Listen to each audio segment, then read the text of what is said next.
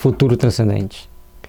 Um livro que nos leva a fazer uma reflexão de como nós estamos hoje, perante nós mesmos e perante o universo. E assim nós vamos fazendo nossas reflexões, vamos fazendo as nossas investigações íntimas, vamos dizer assim, para buscarmos, no mínimo, pensar sobre nossos atos, sobre as nossas ações e sobre as nossas conquistas e também sobre as nossas quedas. 10. Se existir. E se no plano espiritual existem cidades e países como existe aqui?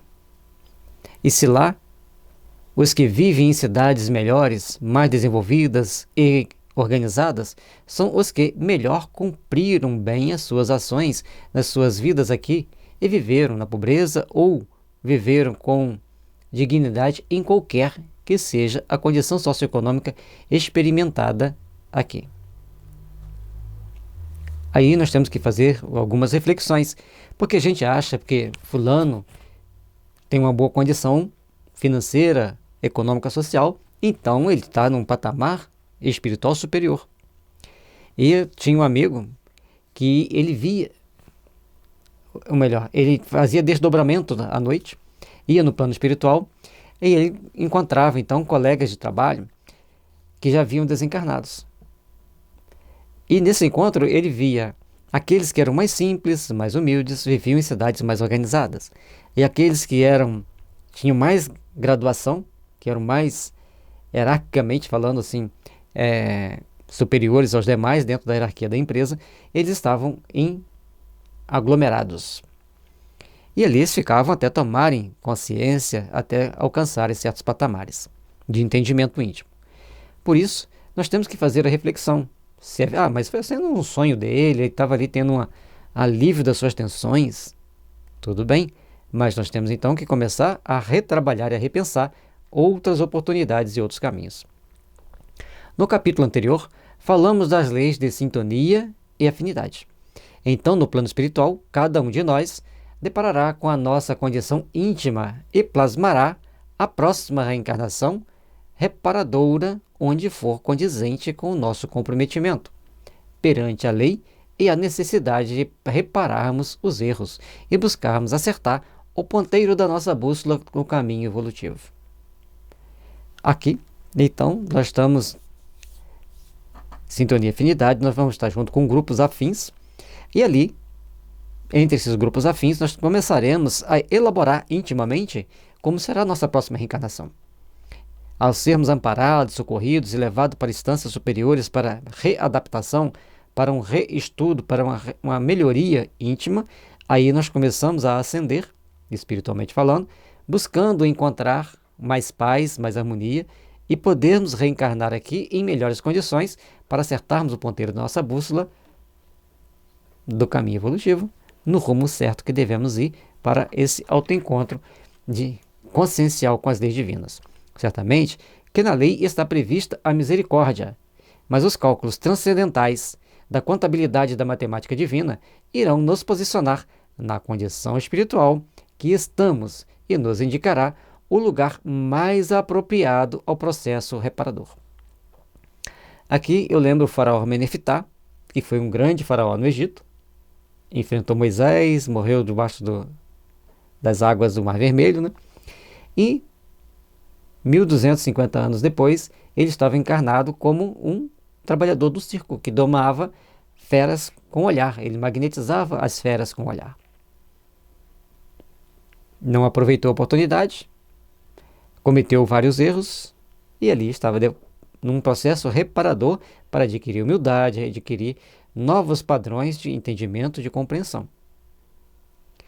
E lá na época de Moisés, Tibério, que era um aprendiz das artes que os sacerdotes aprendiam, ele estava ainda fazendo os cursos necessários para os primeiros passos, e em Roma, na mesma época de Astartes, de Menefitá como Astartes, o domador de animais, ele estava como imperador.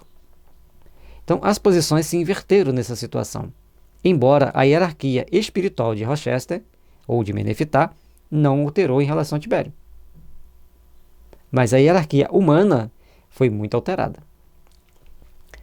Certamente que na lei está prevista a misericórdia, E a misericórdia sempre vai nos colocar na condição de nos ajudarmos e procurar fazer com que a gente se melhorasse, para que a gente se aperfeiçoasse eticamente e moralmente.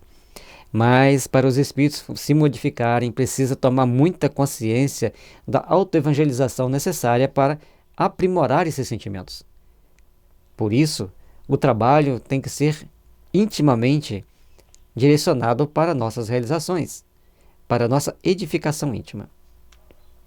Se existirem os países no mundo espiritual, eles são instâncias de refazimento do espírito e preparação para o desligamento de nossos preconceitos e fortalecimento dos ideais do bem, desde que o espírito esteja em condições de discernir o bem do mal e já compreendeu a sua necessidade de regeneração, reparando erros e edificando um melhor futuro.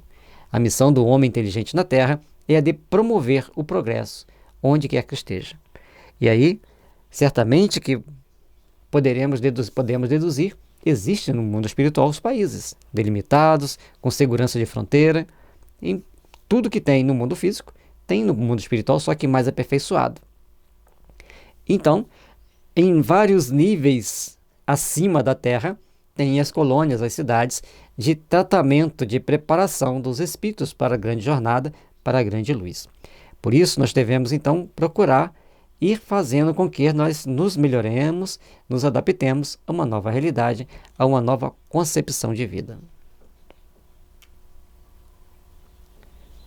O que você tem feito para promover a melhora ética, social e econômica da sua região, da sua família, da sua empresa? Sempre existe a oportunidade de se fazer o bem, desde que estejamos atentos aos pequenos detalhes ao nosso redor. Todos nós temos uma etapa a cumprir, temos caminhos a passar e prosseguir. Todos nós temos um conjunto de ações e atitudes que devem ser tomadas. E é por isso que, passo a passo, nós estaremos construindo e edificando o nosso futuro. Cada uma das nossas atitudes aqui. Então, à medida que a gente se melhora intimamente, não precisamos de contar para os amigos. Tem aqueles amigos que a gente conta nossas histórias, desabafamos, contamos nossas glórias e nossas quedas.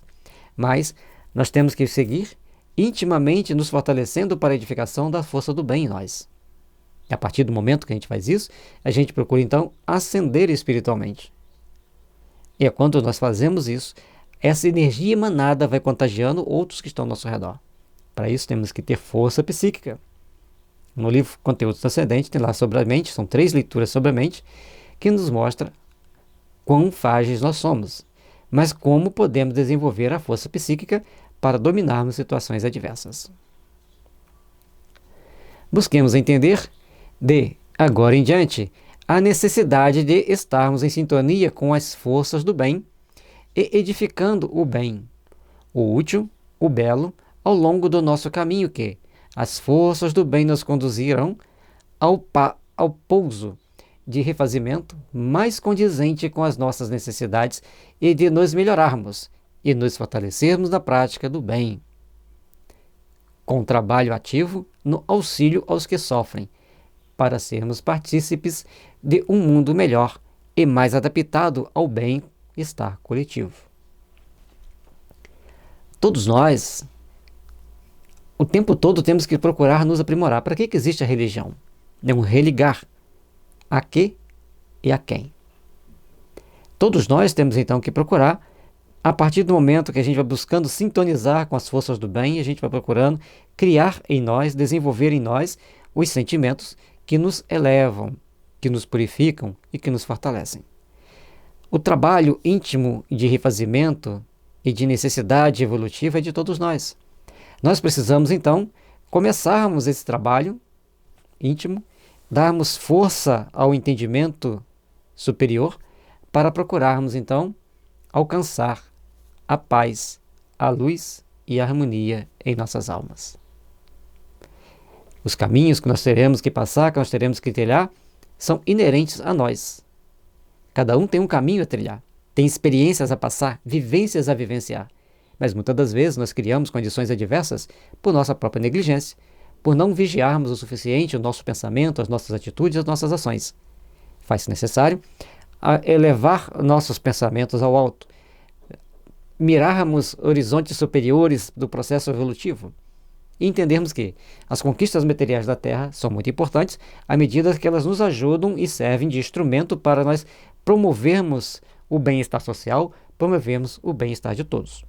A partir disso, nós estaremos então construindo uma existência melhor, uma condição melhor para o nosso futuro, para a nossa existência, para a nossa felicidade, para nossas realizações superiores. O que vivenciamos hoje é fruto de nossas realizações de ontem. Portanto, comecemos agora mesmo a edificação de dias melhores para o nosso amanhã. Cada um vai criar base para buscar elevar-se, buscar sentir a paz em nosso coração, buscar sentir o equilíbrio em nossa alma, buscar resplandecer a nossa luz com a prática do bem, com a prática do amor, com a prática da caridade. Compreendendo que todas as nossas ações aqui na Terra nos ligarão a determinadas atitudes, grupos e ações no mundo espiritual. Só que lá não temos mais a bucha da carne, essa esponja que nos limita, que nos tolhe a possibilidade de percebermos campos psíquicos que carregamos conosco, que nos feriria muito, que nos faria muito infeliz. Na medida que vamos transcendendo essas dificuldades, vamos aprimorando nossos sentimentos, vamos nos elevando e vamos conquistando a paz que tanto precisamos. Por isso, todos nós devemos lembrar que temos um futuro transcendente para vivenciarmos, independente da forma que creramos. É só pararmos para fazer uma reflexão. E, portanto, então, peçamos às forças divinas, às forças soberanas do universo, que orientam o mundo, que gerenciam tudo para o bem, que nos impulsione, que nos fortaleça e que nos dê a oportunidade de construirmos uma manhã de luz, de paz e de esperança.